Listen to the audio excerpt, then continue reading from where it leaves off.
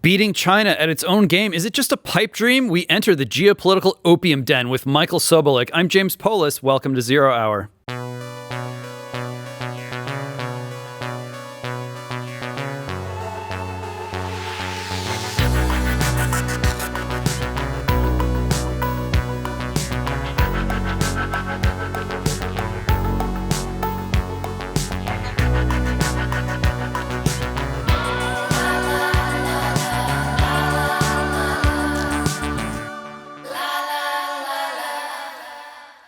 Michael Sobolik is a senior fellow in Indo-Pacific Studies at the American Foreign Policy Council. He hosts the Great Power podcast and is also the author of Countering China's Great Game, a strategy for American dominance. Remember that? American dominance? I do. I hope we can get it back again. Okay. One does not simply regain global hegemony. So where do we begin?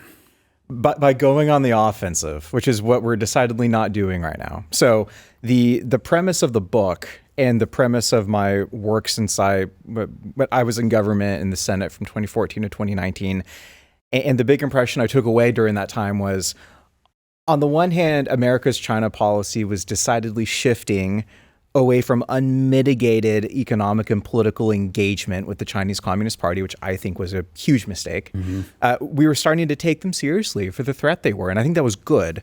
But what Congress and subsequent administrations were doing that I think is incomplete, we were reacting to all of these problems that the CCP had created for America: malign influence, infiltration in our critical institutions, critical infrastructure. We weren't trying to figure out where are Beijing's weaknesses. How do we exploit them and force them to get on their back heels strategically? And that is the most important and most critical thing we have to do first if we're going to get our dominance back as America. All right, but it can be done. Absolutely. All right. What's the time frame? How long is it going to take? Well, so it's easy to be fatalistic about this for so many reasons, and I understand that. Cold Wars, which is my starting point of assumption that I believe the United States is in another Cold War this time with Beijing.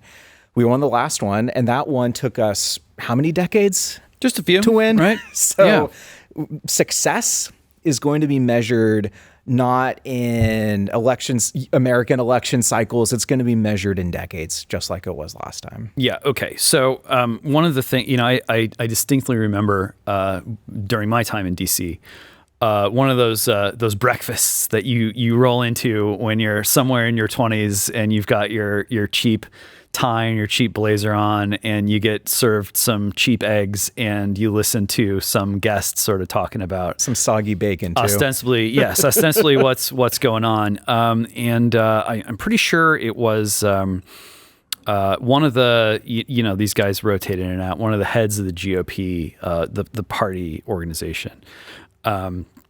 And he was getting peppered with questions from disgruntled 20-somethings, some of whom were gasp bloggers and wanted to make a name for themselves. But they were pretty good questions. And one of the questions was, and this was in the context of the war on terror, gosh, this sure does seem to be getting pricey. At what point is it too pricey? And the response was like, well, Ronald Reagan was willing to spend any amount of money in order to beat the Soviets. And that's a debate that I'll take any day because we won it before and we'll win it again. So sure enough, it was a big price tag. And yeah, perhaps, our ability to deficit finance and deficit spend helped, get the edge over the Soviets. We had a more productive economy. It's not that hard to understand, that we did have an advantage there.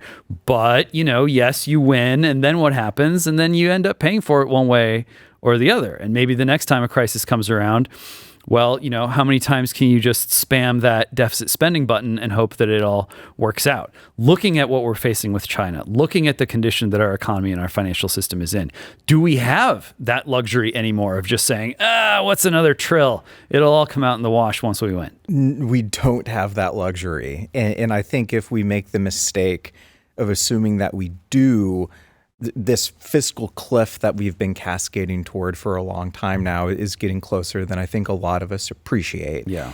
And we would be foolish, beyond foolish, to ignore that.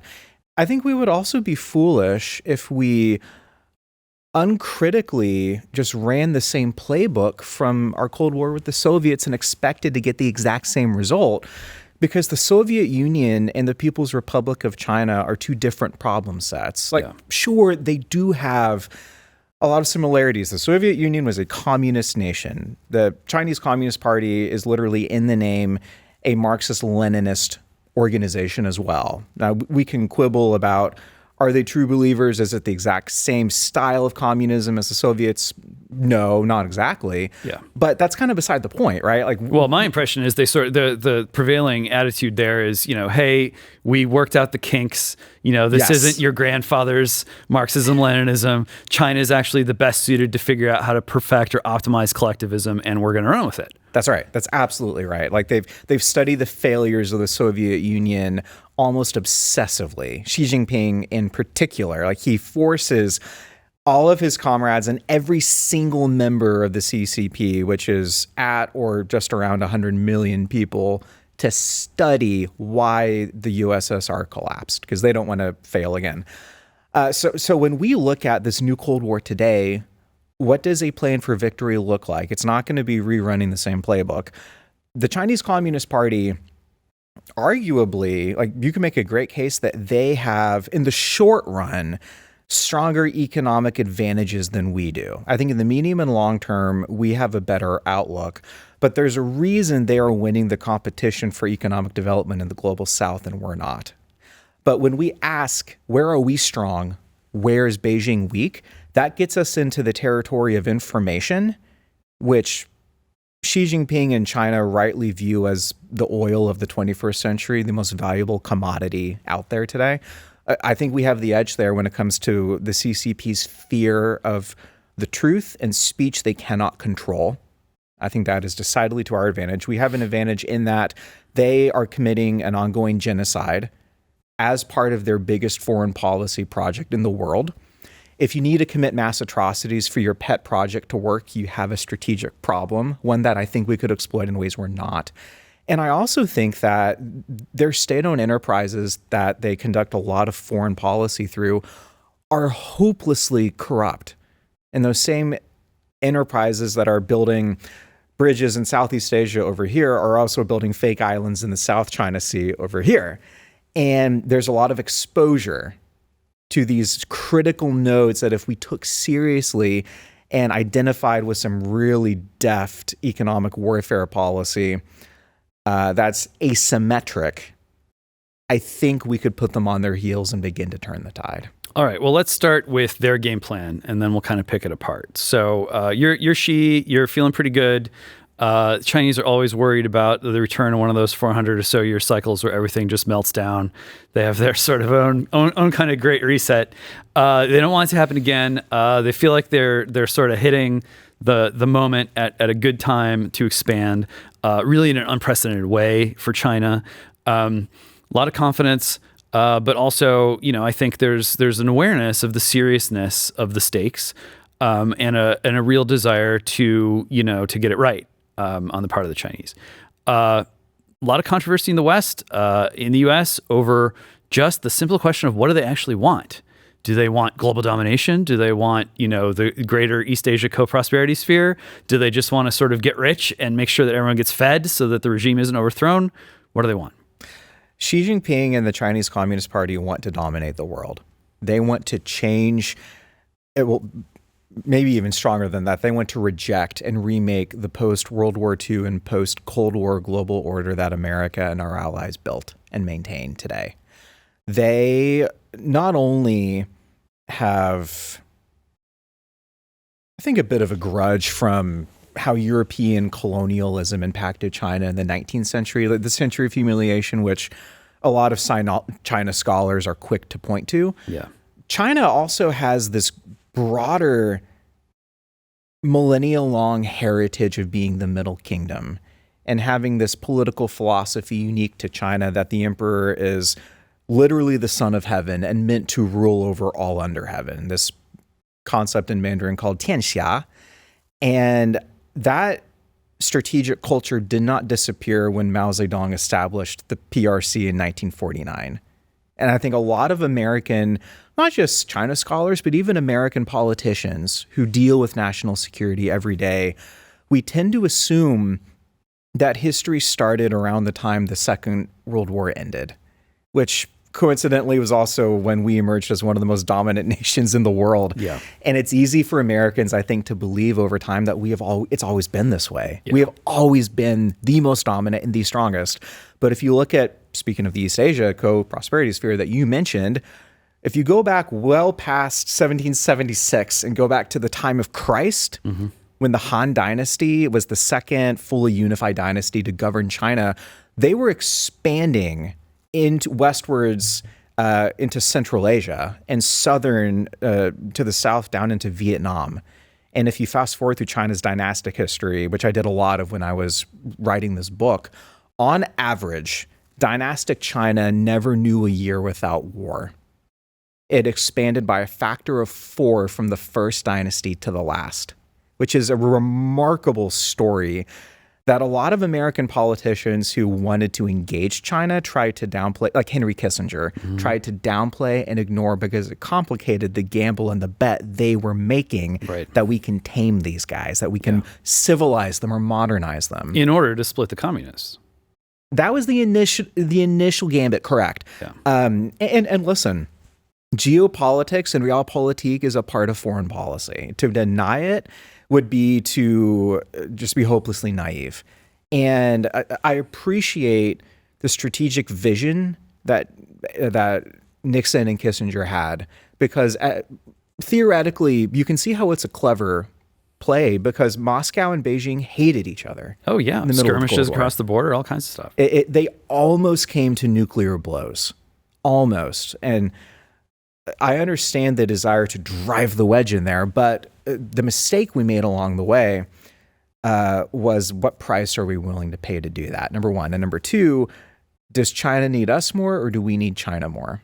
And the folks in the Kissinger camp always believed we needed China so much, even beyond the Soviet Union. Like when we won the Cold War, Nixon and George H.W. Bush and that crowd valued the China relationship so much that they weakened our stance on other important factors like Taiwan, which is a huge reality today. Like if you see all the headlines about Taiwan, you can start to see some storm clouds coming over the Taiwan Strait. Yeah. And the original sin, one of the original sins of our China policy was in 1972 when, in secret, decidedly not in public, Henry Kissinger promised Zhou Enlai and Mao Zedong that the United States recognized that Taiwan was a part of China, which is not what we said publicly. And that fundamental calculation that China matters more to America than Taiwan was a huge slap to the credibility of the United States with our allies and our partners. And if you look at the congressional debate in the wake of switching diplomatic recognition from Taiwan to China, Congress rightfully has always been the defender of Taiwan, because they realize if we lose Taiwan, not only do we lose our credibility, that puts China, which is an imperial power historically, on the momentum that they have other border disputes with other countries. You know, when I think about the Chinese, as you said, obsessively revisiting the fall of the USSR, Yes. and of course not wanting, wouldn't wish that on my worst enemy, what the Russians had to go through there. They didn't deserve it. It was really bad. I wonder, though, you talk to a lot of Americans today, and they say being the world's policeman sucks.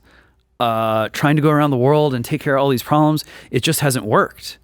We won, and within 10, 15 years, we were the loser, and we're still losing. And it's not as easy as just, we'll retreat 200 yards back to that hill and build defensive fortifications. Like, you can't just slowly find a more defensible posture in that kind of easy way when you're a global hegemon. It's almost an all or nothing proposition. And a lot of Americans right now, they don't want another war. They don't want more hardship. They want to somehow, get these tentacles of world domination pulled out of the body politic. So I wonder, if in a sense is China looking at the wrong collapsing empire? Doesn't China look at the U.S. situation and say, wow, global domination, that seems like more of a curse than a blessing? Let's start with the United States first, and then we can look at China. So any American who has this sense of, I just don't know if I trust the elected officials to even win a Cold War, and or the unelected officials, or the unelected officials, which we can talk about the State Department all day there. Those concerns, I think, are evidence that we have the antibodies that we need in our democratic system right now. Like, if we didn't have those questions, I would be concerned. Mm-hmm. Let's be real. America made some disastrous strategic mistakes and miscalculations in the wake of September 11th, 2001. We thought that democracy was not only a universal value, but was also universally valued by everybody. We thought we just had to topple these regimes and the rest of it would kind of take care of itself. And I think America was humbled in those years in Afghanistan and Iraq. And rightly so. I think it was in some ways the height of hubris for us to expect that we could remake these nations in the Middle East, Jeffersonian democracies. Where do you think that came from, that arrogance? I think in part, at least in part, if you go back to 1994, there is this seminal essay that was published in the National Interest magazine by a scholar named Francis Fukuyama. And the title of it was "The End of History?" And question mark. Forgotten today.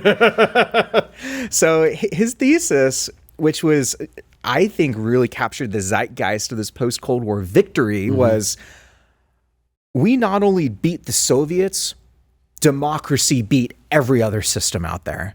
We won. And this inexorable move away from these illiberal philosophies towards this, in some ways, a utopian world and a utopian future of democracy's advance was intoxicating. And at one level, I get it. Like, America in 1991, when the Soviet Union collapsed, I think you could argue was the most powerful nation in the history of human existence. I think hyperpower is a better word than superpower. And listen, like, if you are the local drunk in any city, you tend to document your delusions around town because you can't control yourself. America documented our delusions very publicly as well. Like, if you read our security documents during the Clinton administration, they were saying explicitly there is no trade-off between our economic security and our national security. We can have free trade, unmitigated free trade, and unmitigated security.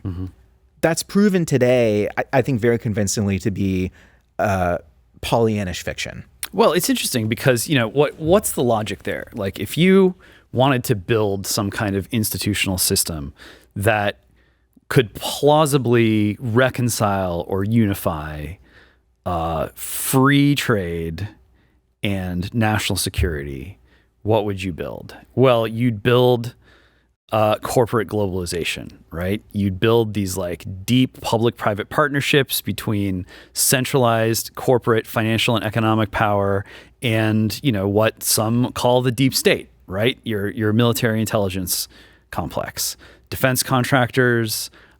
You would need to just continuously push into parts of the globe where those institutions didn't have reach. I mean, I think of Mitt Romney, who said, like, we need to modernize the Mideast. That's what they need, modernization. And I thought at the time, and I think even more now, didn't modernization sort of get us into this mess? And so that's what we got. And so I think you're right in your analysis, but when you look at the way that the rhetoric was cast over the globe, what was that rhetoric about democratization concealing? And what it was concealing was there's a financial and economic system here that is being created and that is being designed for a new kind of world domination. So to pick up on that word modernization, go to September 19th, 2000. Then Senator Joe Biden walks down to the floor of the United States Senate, and he gives a speech in defense of extending permanent normal trade relations to the People's Republic of China. What was his rationale for doing so? The the public rationale he gave, I find absolutely fascinating and indicative of this whole conversation. He talked about the search for a modern China, this desire to bring what I think a lot of American elites would call the uncivilized parts of the world into an American-defined modernity. Listen, I am in favor of helping any nation, insofar as we can, that we are friendly with, to be stable and prosperous, insofar as it is judicious and prudent for Americans to do so. I also think it is culturally naive to think that we could even begin to remake another civilization in our own image. And I think that concealed, in large part, to your point, what the American Chamber of Commerce wanted to happen in China. They wanted their businesses to be able to go gangbusters in the PRC. And we got a taste of it in the late 80s and the 90s, and they were chomping at the bit for more. And once these American commercial giants were able to access the People's Republic of China, that was, over the next 20 years, the defining factor and the defining interest group of America's China policy. Everything was secondary, from human rights to security concerns to theft of intellectual property. Yeah. Everything was secondary to the interests of Microsoft, Qualcomm, Apple. Name your company, pick your corporation. They were in the driver's seat, and it was decidedly against the foreign policy and national security interests of Americans. But the incentive was not only to maximize profit, the incentive was also to want to believe so badly that we lived in this positive sum world where even with a communist regime like the CCP, we can still have peace and we can still have all of the financial benefits from engaging with them. We wanted to believe it so badly. Well, and meanwhile, China was having their own experience, their own taste of riches. China's been concerned for a long time about immorality, amorality among the people, you know, sort of cutting in line, not picking up the wall. It's just taking the wallet home if you find it on the street, stepping over the dead bodies, you know, after a car crash.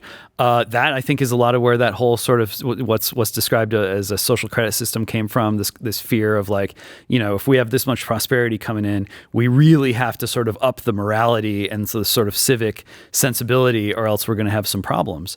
But you fast forward to now, and, you know, China's got its issues, but they seem to have kind of stabilized the political economy. It's weeded out the opponents of the Xi regime, did the crackdowns during COVID, busted up some people in Shanghai, did all that thing. And then meanwhile, you look at what's been going on in the U.S., and it's not been a very pretty financial and economic picture. So how much of the failings of our international financial and economic system can we lay at the feet of the Chinese, and how much is that really our own problem, even without regard to China's rise? I think Americans should start by looking in the mirror. You know, like, I think it's passing the buck to try to put everything at the feet of our competitors and our adversaries. We have nobody but ourselves to hold accountable for the mistakes we've made. Yeah, I mean, the Chinese Communist Party, whether you want to pick Deng Xiaoping or Jiang Zemin or Hu Jintao, or like anywhere in between Mao and Xi Jinping, like, it's not their fault that we bought into this fiction. We told ourselves this story. And if America is going to get out of it, the CCP isn't going to help us. It has to start here. And I do think, though, that one thing we have in our favor, Xi Jinping and the Chinese Communist Party have a rough trajectory of their own to deal with. Their long-term economic and demographic trends are horrendous, absolutely horrendous. And Xi's pet foreign policy project, the Belt and Road Initiative, which my book centers on decidedly, has not been the saving grace that he really needed it to be. The social credit system that you brought up, I think, is really illustrative, because as China became wealthy in the late 80s into the 90s and the 2000s, The CCP did what every totalitarian regime does. They said instinctively, we need to find a way to control this new economic reality so it doesn't translate into a new political call for freedom. Mm-hmm. They knew they had to control it if they wanted to stay alive. And the social credit system was part of this broader ecosystem of a political response that you are growing more wealthy if you are a Chinese person, but you must remember your place. You must never question the wisdom of the single party rule and dictatorship of the CCP. And part of it was the social credit system. Part of it was we talked about American corporate giants. China has their own. They're called Alibaba, Hikvision, Dahua, Hytera, video surveillance companies that in a way that no other company in the world can operate in parts of China as an all-seeing eye, particularly in regions like Xinjiang, where the Uyghurs are, that are the victims of a genocide. And I think that is illustrative of a regime that is insecure and fearful. And if we can find a way to tap into those fears, I think we have some asymmetric strong points of ours that we can exploit. Even with our financial and economic situation trending downward. Yes. So this is key. I'm glad you brought this up. To circle back to this really critical question you asked a minute or two ago, can we win a Cold War if we are in this precarious and difficult economic reality we are in now that we were not in during the 80s? I say yes because the goal this time is not to outspin the CCP. We did that with the Soviets. We had the ability to do so, and we did it cleverly. Not just by saying pedal to the metal, we're going to up DoD funding across the board. Like, to an extent, yeah, we did, but we also competed in very discreet ways. We noticed that they were really fearful of strategic bombing, and they thought that we had better missile defenses than we actually did. And we ran deception campaigns on both of those tracks and got them to make bad defense investments of their own. When we talk about asymmetric competition, that is the vibe we need to get in. It's not necessarily having gangbusters, irresponsible spending. Although I think if we're going to defend Taiwan, we are going to need to spend some more on our Navy and our Air Force. I think that is unavoidable. But when we talk about competing asymmetrically, that means competing efficiently. You don't need to have crazy defense spending or national security investments to get the CCP to get on their back heels and to be on the defensive. So in the last two chapters of my book are identifying where China is weak geopolitically and laying out specific initiatives that we can do at fairly low cost to play with their deepest political fears and insecurities. So this is fascinating because what you're giving me is really the opposite of what we're getting out of the Biden administration right now, as far as I can tell, in the sense of the prevailing attitude right now seems to be, okay, we're gonna not try to beat them in head-to-head competition on economics or finance or even military. What we're going to do is we're going to beat them on AI. Everything is going to come down to AI. We can kind of ignore all of the monsters under the bed if we just floor the pedal on AI, whatever it costs, however much energy it consumes. As long as we beat them here, we'll beat them everywhere. Seems like you don't believe that. I wish it were that simple. I really wish it were that simple. I mean, the Biden administration, I think, is hopelessly self-contradictory because on the one hand, they want to beat China in AI, and on the other hand, they want to have a working group to cooperate with China in AI. The internal contradictions of the Biden administration, I think, is indicative of how they're caught between so many different interest groups. Yeah. Like you have the climate change lobby and the progressive left that doesn't want to do anything to hold the CCP accountable for the Uyghur genocide because of the solar panels that are produced in Xinjiang with slave labor, or the electric battery supply chain that runs through China and Xinjiang specifically. You have very wealthy left of center donors who are also in academia. And academia has very significant and deep funding exchanges with Chinese counterparts. It's in their interest to have less sunlight on the types of research they're collaborating with inside of China, some of which is related to matters of national security that no American entity should be funding or contributing to. So it's a broad problem. And I think it also is indicative of not wanting to believe or admit that we're in a Cold War, but also not wanting to admit that everything is hunky-dory either. And there, I see no presidential leadership or courage there. Like, you have to be clear. Is this a positive-sum world where we can all get along to go along, or is this a zero-sum Cold War? And Xi Jinping has already made his decision. We do not have the luxury of having our cake and eating it too with national security if your adversary does not allow you to have it. Yeah, I want to return to this zero-sum question in a minute. But before we get there, if you're a right-winger in America right now who's tuned into any of this stuff, your attitude is basically the administration is the evil empire. This is a Borg. The left is in lockstep. There's no dissent. They stamped out all of the anti-corporate, anti-deep state, Bernie people. They're toast. It's a totally unified and consolidated power structure. And if Trump doesn't come back, we're toast. I understand why people have that attitude, but I do think it is a little more complicated in the way that you're describing, where there's some real dramatic cleavages. We might not be able to see them very well, but they're in there in the administration. And some of that is just a reflection of, 25 years of strategic whiffs or worse. It starts to pile up. And so it's clear that there's a faction in DC on the left that wants to just floor it on AI and beat the Chinese. Yes. But there's also another faction that still wants globalization and still thinks that America can only survive if it controls globalization. And you can't have globalization without Chimerica. You just have to somehow merge these two hyperpowers into one socioeconomic system of some kind. No matter if you're talking a 20-year, 200-year time frame, you got to be pushing in that direction.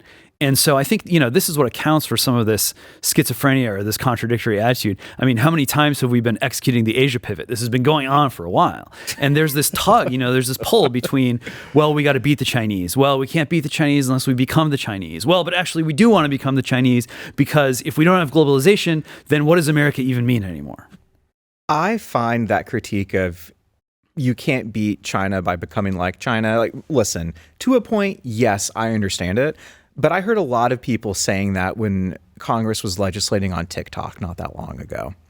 And TikTok, by my estimate, was the CCP's greatest weapon targeting American democracy, the most dangerous and the most potent.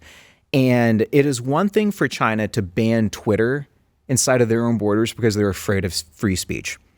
It is an entirely different thing for the United States to force the divestment of a company from a Chinese parent company because the CCP controls one of the biggest online fora in America. Those are not the same thing. So I think it is very important for Americans to be clear and to have to have a very healthy sense of self-respect for, again, listen, like, for all of the issues we have in our own country domestically, we're still the United States, and the CCP is still a Leninist authoritarian regime.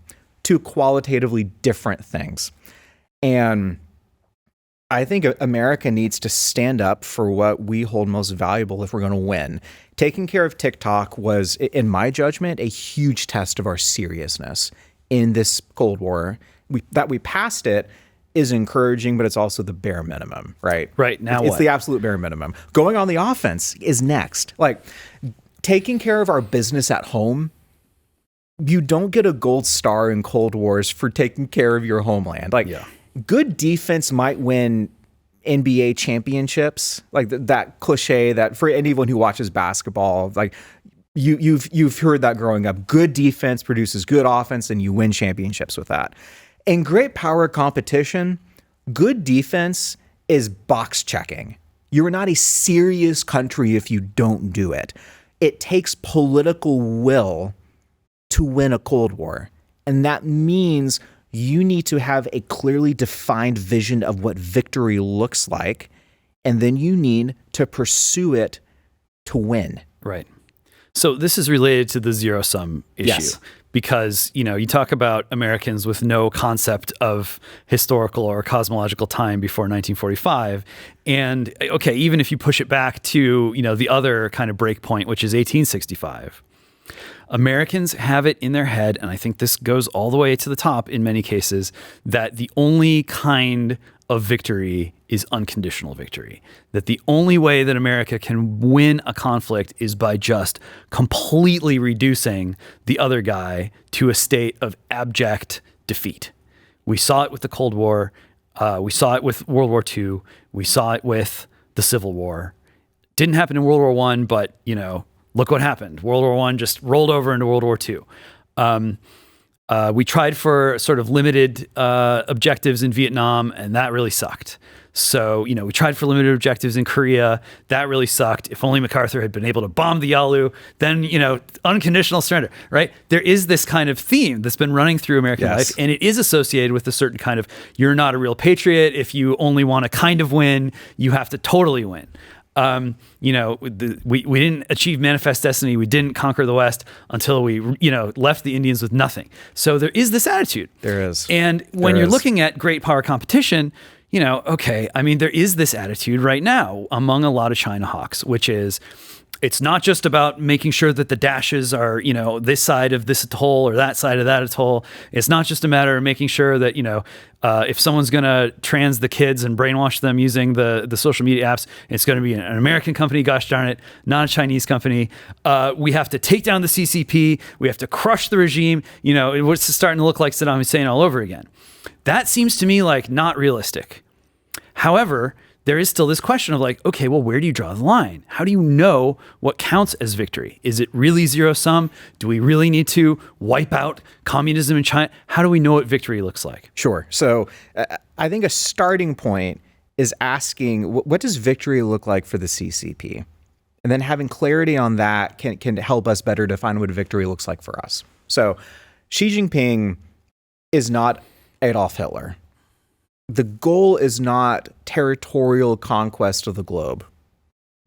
That said, the PRC does have territorial ambitions beyond Taiwan. Separate conversation, though. They need that farmland. True. They do. Big population, lots of food. Xi Jinping is out for political domination. The Chinese Communist Party is happy to cede the sovereignty of a piece of land to another government as long as they know who they bow the knee to. And this is very indicative of the tribute system of old during dynastic China, right? Classic imperial politics. Classic imperialism. And Xi Jinping is not just looking at his near abroad with that view in mind. The scope is global. The scope is global. When he talks about the China dream and rejuvenating the Chinese nation, it starts with annexing Taiwan by war if necessary, but it encompasses the entire globe in what they call a community of common destiny for all mankind, which is kind of Orwellian. And if you sounds like communism. It is basically communism. And if you want to go deeper into that, I have a good friend at the Naval War College named Ian Easton who wrote about how it is actually communism, and it's terrifying. But what does that mean for America? Americans who live in Dallas or Des Moines or Columbia, or pick your town or your city, we go about our lives existing, taking care of our families, putting our kids through school, getting food on the table, making sure the errands are run on time, that we're staying under budget if we can. We do not live our lives with this realization that we stand in the way of authoritarian impulses. Yet we do. And I think that self-consciousness, can be shocking to Americans, because no American is out looking for global domination or to change the world. We want a safe, stable democracy at home. We want to take care of our friends and our allies. And we want to have economic policies that make sense for American families and for American citizens. Yet, because of what America is and what it stands for, our global influence today does, by its very existence, threaten the CCP. They view us as a critique to the propaganda they tell their own people, which is that democracy and freedom is what we say it is. We get to define what that means. And that is why they are looking not just to weaken our influence inside of their own borders, they are weakening our democracy inside of our own borders. That starting point, I think, needs to be front of center when we ask, what are our objectives? Bare minimum is to protect our most valuable crown jewels and assets, which is our political system, from foreign interference. But it has to go beyond that because Beijing's scope, again, is global. I think it's a mistake to run the Afghanistan-Iraq play all over again. The good news is we can win a Cold War without collapsing the regime. I think we need to go on the offensive and not be afraid to exploit the vulnerabilities that would make the CCP politically unstable. But we can do that in calculated ways without actually intending or trying to collapse the CCP and rebuild something new inside of Zhongnanhai and Tiananmen Square. Like that would be the height of irresponsibility because nobody knows what's going to come next, right? But the goal should be to weaken the regime at home, to force them to turn inward instead of expand outward. So the world is big enough for the both of us. No, I don't think it is. I wish it were. It's big enough. Well, let me put it this way. You talked to Vladimir Putin, and he's been on this kick recently where he's like, look, we've had our problems with the Chinese. Asia seems like a big continent to you maybe, but we're two big countries and we've found a way to get along. Rodney King thought, right? Can't we all just get along? Yeah. Like maybe you guys should try to just find a way to share the globe. We can share the globe if the CCP is too weak with problems at home to be strong abroad. Well, this is exactly what they're most paranoid about, though, exactly. Right? Because they know that if they start getting a little weak, history suggests that the regime is not long for this world. That's right. And this is where America needs to calibrate very carefully our competitive posture. Our goal should be to weaken them and to turn them inward, which is incidentally what they're trying to do to us as well. Well, they have a theory on this, which I think, I don't agree with this, but I think this is their strongest argument, which I've seen coming out of some of the better tech people in China. And what they say is, look, the West can't handle digital technology. It's driving them insane. And it's driving them insane because they have this deep-seated philosophical dualism. All the way back to the ancient Greeks, it's this mind-body dualism. It's like soul or spirit, psyche, and body, the physical and the immaterial. And these two things are in tension, they're in conflict, they're pulling in different directions. There's no harmony. And we, the Chinese, understand that these two are actually one and they're harmonious. And we have 4,000 plus years of understanding how the spiritual and the immaterial, the spirit and the body actually can only function together in this kind of harmony. And because we have that understanding, we can deal with supreme technological acceleration in a way that doesn't drive us crazy. Unlike those Westerners who they have these crazy religions, they have these visions, their imagination is out of control, and they have this dualism, and it leads to perpetual conflict and internal disorder. And the Chinese, at least, this crowd, they tend to think that Taoism is really compatible with sort of Chinese AI and everything. They think that they're just fundamentally going to be more stable and more secure in a new way because of how technology has advanced, and that for us, it's just gonna it's gonna result in basically increased division, increased insanity, more dysmorphia, more dysgenic activity. Listen, the critique of Western philosophy with body and mind, I think is a fair one. I think it's a fair one. I would also say, though, that not all of America is very online. The folks who are very online make it appear as though everyone in America is, but not everybody is. And listen, my wife and I and our son, we live just outside of Washington, D.C., and I know that you spent time up there as well, significant time, and everything feels very online when you're in the epicenter of this stuff. Yeah. But I take comfort, number one, in the reality that most Americans touch grass daily. But secondly, that not all Americans subscribe to that dualist mindset or ideology. It's not as big as China, but America's a big country. And I am comforted by the fact that, just for myself, one of the best parts of America is our Judeo-Christian heritage, I would put forth.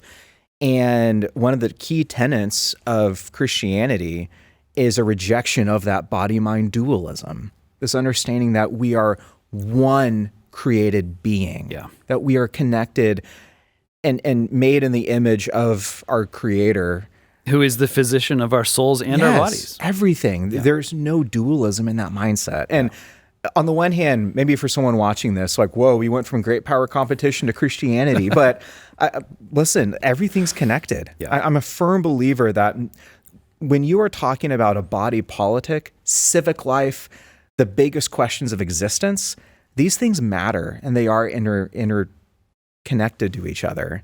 And the Chinese Communist Party can say all they want to say about how Taoism is their inoculation against the woes of social media. I would say, though, that they had their own issues of political stability over time. And it's no accident that when I was doing the research for this book, I was not just looking at one or two dynasties. The Qing, the Han, the Sui, the Tang, the Song, the Yuan, the Ming, and the Qing, not to mention smaller dynasties interwoven in there. China has a tumultuous political history, a lot of rises and a lot of falls. A lot of massacres. Lots of massacres, lots of untold blood spilt that I think would be difficult for Americans to fathom. Like, yes, we had millions and millions. Millions, like beyond the scope of what we would feel would be normal. Yeah. It's normal for them in their story, in their history. So, but this presupposes other really big questions. Like, if we are to inoculate ourselves and instead of turning against each other as Americans to see like the external threat that the CCP is, how do we do that? Part of it is leaning on the best, I think, most stable facets of what makes America America, or I would say our Judeo-Christian heritage on the one hand. And on the other hand, too, Democrats and Republicans, like those China hawks on the left that you mentioned a few minutes ago, I've seen this behind closed doors and publicly, but we need more of this. We need Republicans and Democrats who are willing to sacrifice short-term partisan wins to get longer-term progress on China. And that's going to require a lot of trust between members of Congress on opposite sides of the aisle. I've been in DC long enough and I've convened enough of these off-the-record dinners long enough that I see it happening, but we are going to need more. It sounds like, at least with regard to China, you don't think the world's going to end if Biden comes back in for another term. Sounds like you haven't given up on the administration. Not at all. Last question, just got a few minutes. Have to ask, if it's Trump, do you think that there's going to be a real opportunity to get this right? His first administration gets all of the credit in the entire world for shifting us to a competitive stance with the CCP. Yeah, really broke the seal. They broke the seal, they broke the ceiling, particularly in 2020. The biggest question that Donald Trump will have to face is Taiwan. And in a scoop that a Washington Post columnist got from a 2018 Oval Office conversation between Trump and an unnamed GOP senator, Trump said, if they invade Taiwan, there's not a expletive thing we're going to be able to do about it. Trump is mercurial. He changes daily, hourly sometimes. But he will need to find a way to do what Biden failed to do with Putin, which is to make sure that Xi never decides that it's a good day to invade another country. He's going to have to figure out a way to do it. All right. On that note, Michael Sobolik, thanks so much for joining us. Thank you. It's been a pleasure. That's all the time we got, at least until next time around. So if you're watching YouTube, give us a like, give us a subscribe, comment below. Who would you like to see me interview next? Until that time, this is Zero Hour. I'm James Poulos, and may God have mercy on us all.